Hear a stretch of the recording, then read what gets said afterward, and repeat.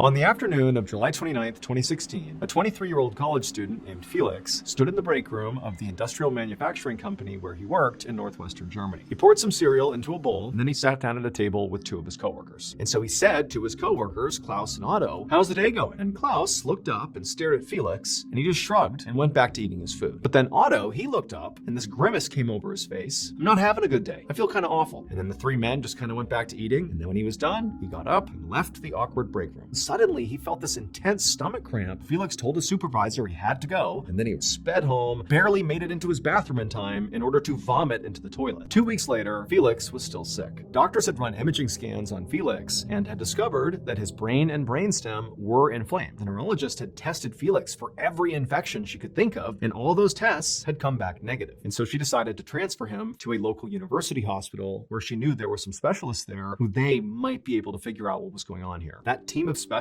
were just as baffled as the neurologist had been, because now Felix was experiencing kidney and liver failure. And so this doctor, he would actually find a case about another patient who had the exact same symptoms. It had only been recorded 3 times anywhere in the world over the last century. And so he did this blood test on Felix. When the results came back, it was positive. This diagnosis was a death sentence for Felix. There was no cure for this. This diagnosis meant other people potentially could be in danger here. The doctor called local law enforcement, and they began their investigation immediately. They were trying to find one very specific substance. They didn't find it. Meanwhile, Felix's condition only got worse. By the end of September, he had slipped into a vegetative state. 2 years after Felix fell into his coma, Otto was going into kidney failure. Another much younger employee, whose name was Elias, he was 26 years old, he had begun having stomach aches. One day, when Elias was having his lunch in the company break room, he would discover something that would connect everything. Elias's shocking discovery led police to do a search of a local home. This home seemed totally ordinary until they went down into the basement. It looked like a mad scientist's laboratory. Inside of these mismatched containers was a collection of deadly chemicals. This basement laboratory belonged to Klaus. For years, Klaus had been buying deadly chemicals online, mixing them together, and then sort of testing these concoctions on his coworkers. Felix's very rare disease was extremely acute mercury poisoning. Klaus was literally just putting mercury into Felix's cereal. Klaus also put lead literally right on top of Elias's sandwiches, and then he also put a combination of lead and cadmium into Otto's food. Klaus was only caught because Elias noticed there was a strange powder sitting on top of his sandwich, and so he called the police. Klaus never explained his motives for the poisonings. In March of 2019, he was ultimately sentenced to life in prison. And unfortunately, 10 months after that, Felix passed away. As for Elias and Otto, they still suffer from long-term effects of chemical poisoning.